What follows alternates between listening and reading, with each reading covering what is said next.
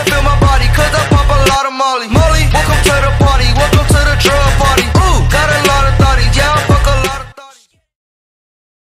Welcome to the party, guys. It's your boy MakeFlareXZ, and today I will be giving you guys my take on the zombie strategy. Since the zombie horror deck came out recently, I feel like zombie has got a tremendous boost. I feel like there's multiple ways to play zombies now, and I will be giving you guys my control variant for zombies.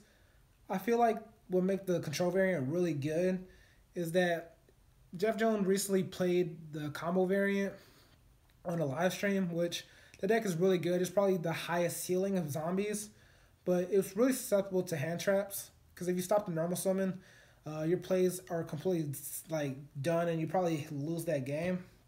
But with the control variant, if your Unizombie or your Solitaire or your Gozuki gets stopped, you have ways to disrupt your opponent, so you still have a chance to win that game. Also, what I feel like makes my zombie build really good is I feel like I got the ratios down. I've seen like different ratios going around for the new zombies, but I feel like I got them down after testing quite a bit with it, and I feel like my build is like very consistent. So getting on to the main deck, we have 2 Doom King Babble Roach. This card is really insane for the fact that it's one of the new boss monsters for the zombie archetype. The fact that you're able to drop him on the field every standby if you control, or if any player has a field spell, is strong. And then if a monster effect is activated, or a zombie monster effect is activated, which Zombie Worlds turns everything into monsters, so it synergizes with the deck, you can negate that effect or you can banish a monster. And you can use each effect once per turn. So it just gives zombie that boss monster desperately needed.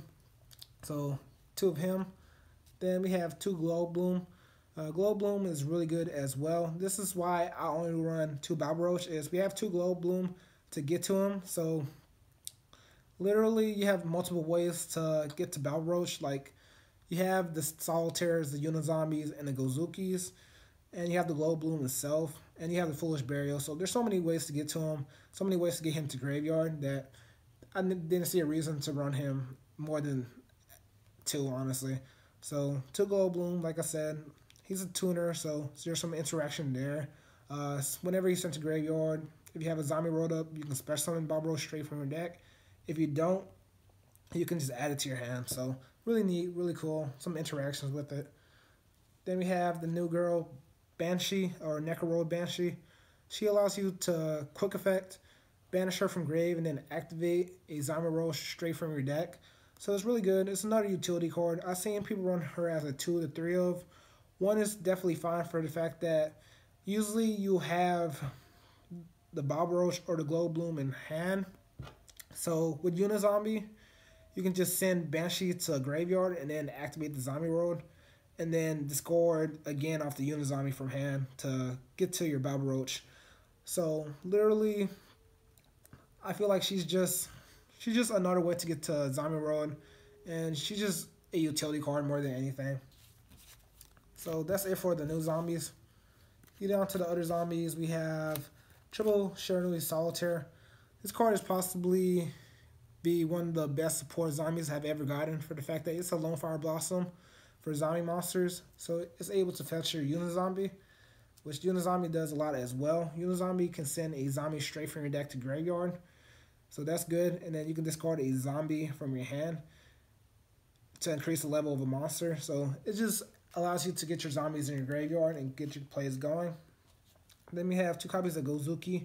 Gozuki is another strong zombie monster for the fact that it does the same thing as Unizombie, but it special summons a zombie from graveyard by, I want to say, banishing itself or banishing another zombie monster. So it's really cool. I like the interactions there. And it's just good being able to see zombies be able to be played nowadays, because zombies were on a hiatus for a while. Then we have 3 copies of Mizuki. A lot of people have cut this down to 2. I still think it's a 3 of. It does a lot. You just need the ability to recur. You're playing zombies. Your graveyard is your toolbox. You want to abuse it.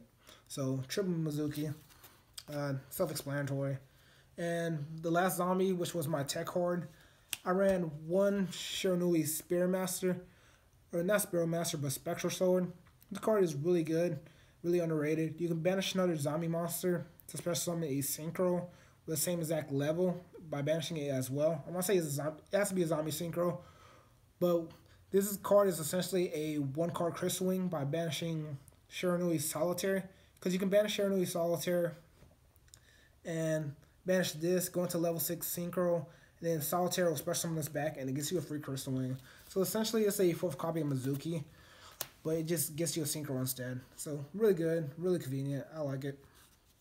Then hand traps, the boring part of the deck, of course. We have 2 Ash Blossoms, Joy Spring, 2 Ghost Ogre and Snow Rabbit, and 2 Effect Veiler.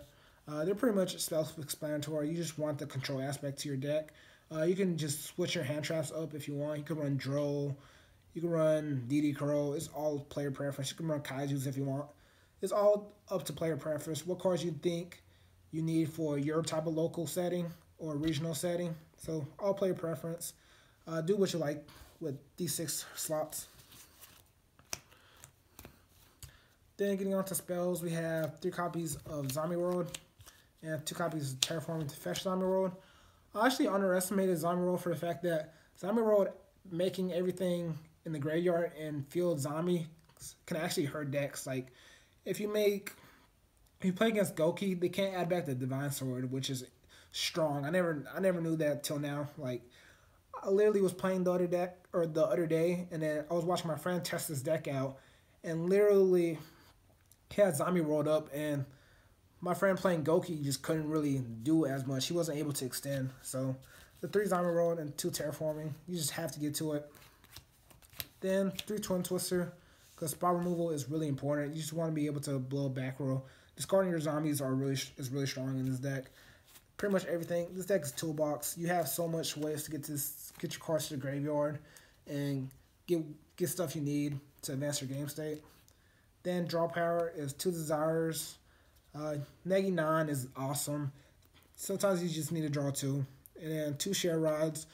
I felt like 3 was kind of clunky. It's good, but not good at the same time. Like Share Rod is basically maxi. It just depends on the deck you're playing against. Then 1 is worth 1 Foolish Burial to pretty much get to anything you need, and 1 for 1 to get to your Glow Bloom. Really good cards. Then the last cards in the deck, 3 Strikes and 1 Judgment. This is what I mean when I talk about control. You're running 6 hand traps and then the Strikes and Judgment. So you're seeing any of these disruptions, seeing 2 of these disruptions in your hand does just a lot for your deck. So basically, all you want to really do in this deck is just being able to drop him first turn and then have a strike or a hand trap. Pretty much guarantees you 3 forms of disruption, because this guy has 2 forms of disruption, and then drawing the Solemn or the hand traps or just another disruption. So it's really cool, really convenient. Then getting on to the extra deck, I'm gonna go through it quickly. We have 1-star YuGiOh, really hard to make in this deck, but still really powerful. Just being able to draw cards you need. Nightmare Unicorn optional, Phoenix optional, Cerberus optional. Just run these guys for the discard fodder and their utility. Then we have 1 Vampire Sucker. I was actually supposed to pick one up from my friend today, but I just didn't feel like training for it today. But if you have a Vampire Sucker, just run Vampire Sucker. She's basically just a generic zombie Link 2, and she has a decent effect. Then we have 1 Wee Witch Apprentice, and then 1 Link Karibo. I feel like these were like the best links to run. You rarely go into your Link monsters other than Link Karibo and the Vampire Sucker. The cards you go into the most in the extra deck would be your Synchros. You have 1 Trishula, 1 Crystal Wing Synchro Dragon, 1 Shiranui Shogun Saga. I really don't know how to pronounce his name. It's been a while since I said his name. Pretty cool guy. Cypher and Lord Omega to Ripcord, Crystal Wing to negate, and the Spirit Master combo. The Red Eyes dude is basically a YuGiOh Guardian on steroid. He gains 100 for every zombie in the grave, so while you have Zombie World up, it's pretty huge. And then just when he attacks, you can take a zombie monster, or whenever he destroys a monster with battle, you can special summon that monster. So it's really strong.